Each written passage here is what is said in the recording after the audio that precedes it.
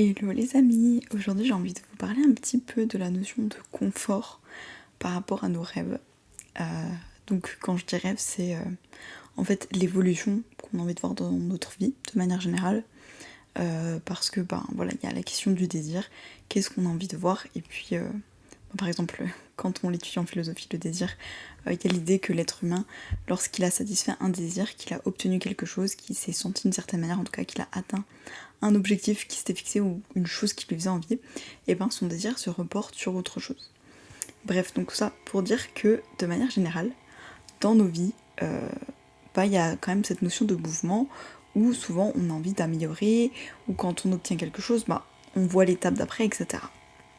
Et puis parfois, c'était la discussion que j'ai eue la dernière fois avec quelqu'un, on se disait les gens stagnent un petit peu, ils restent comme bloqués au même endroit, et puis en fait ils arrêtent d'évoluer quoi. Donc ça peut être plein de choses, ça peut être ils sont dans une relation et la relation n'évolue plus, ou ils ont un logement, ils habitent quelque part et on va dire la maison, le logement n'évolue plus. Ça peut être vraiment plein de choses, mais c'est comme s'il y avait un peu une sorte de fin, et puis ils sont dans le même métier depuis longtemps, mais ils ont pas eu de promotion, ils sont pas augmentés, ils sont pas élevés dans la hiérarchie, il y a pas de mouvement quoi, ça stagne un petit peu. Et la réflexion que je me suis faite, et ce dont je parlais, c'était que parfois, dans nos vies, on va considérer que le confort qu'on a à ce moment-là, il est plus intéressant d'une manière potentiellement inconsciente, il va être plus intéressant que l'effort qu'il faudrait fournir pour nos rêves. Parce que derrière, ça implique tout un tas de choses, comme ne pas y arriver tout de suite, comme devoir travailler pour ça, devoir faire des changements, bouger, et des fois on se dit on sait ce qu'on gagne, mais on sait ce qu'on perd, mais on sait pas ce qu'on gagne. Combien de fois on a entendu cette phrase?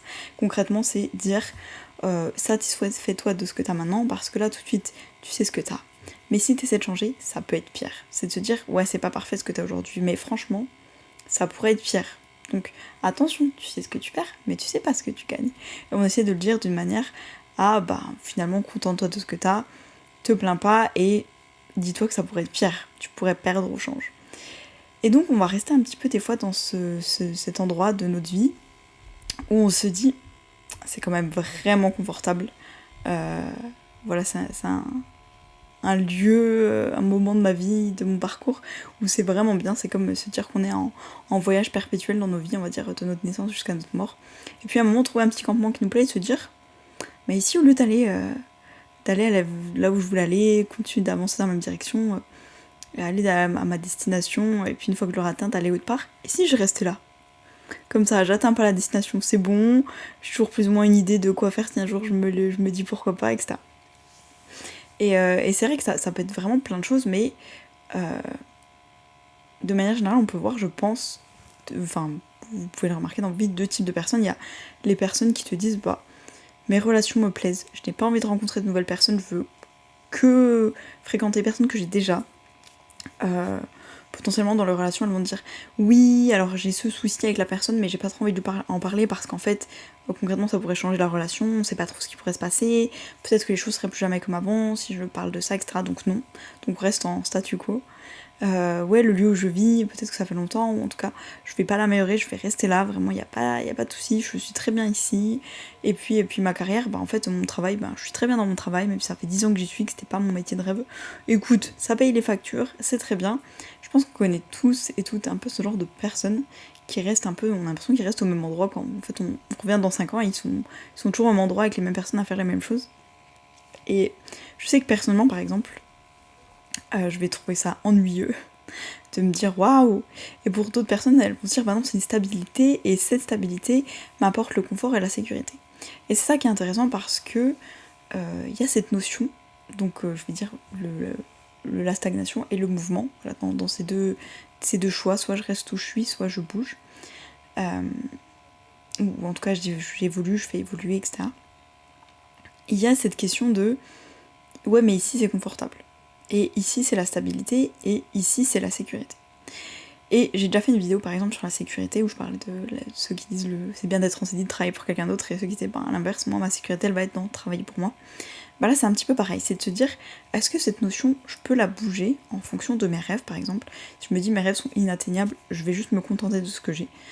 parce qu'il y a plein de personnes qui vont préférer, on va dire, se divertir ou se dire dans ma journée il y a 80% qui me plaît pas, mais il y a les 20% où ça va, je me repose, où je rentre chez moi, je lis des mangas, je rentre chez moi, je regarde mes séries, ça m'évite de penser à ma vie, ou je sors au fast-food tous les soirs, j'ai l'impression de m'amuser comme ça, ou bien j'attends le week-end, le week-end je m'amuse, je bois toute la nuit de l'alcool, ouais je suis avec les potes et tout, on se souvient même plus ce qui s'est passé, mais ça c'est la vie, ça c'est vivre. Puis après bon bah ça repartit pour 5 jours de travail, mais il y a le week-end. Donc bref, et puis il y a les personnes qui essaient, et ce qui est intéressant, c'est que ces personnes-là peuvent aussi te dire oui, dans ma vie, j'ai une stabilité, je l'ai créée, cette stabilité. Il y a un confort aussi à essayer d'aller après ses rêves, parce que si on se dit, dans 50 ans, je reste au même endroit, est-ce que je vais me sentir bien?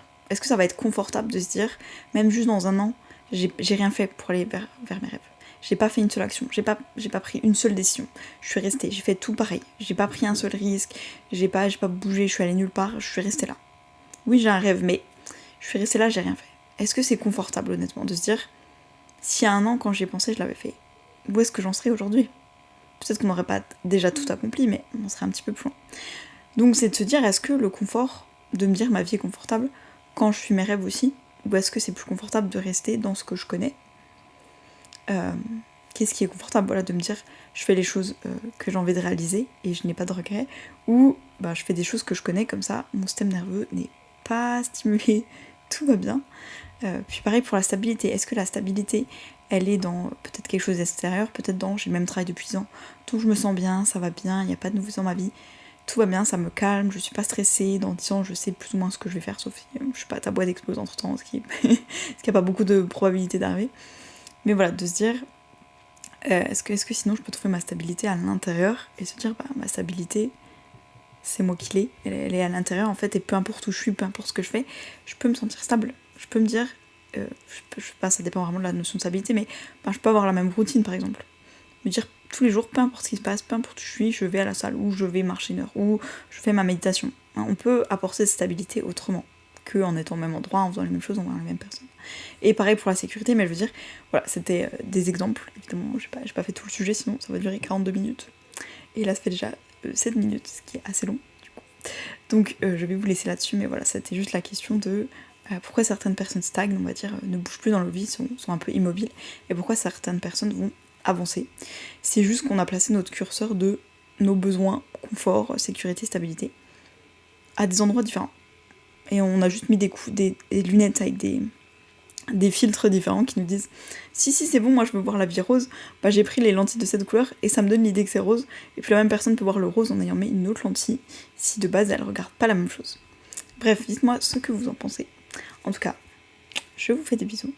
C'était une petite vidéo sur comment ne rien changer à l'extérieur, mais changer sa vision des choses pour avancer. Et je vous dis à demain.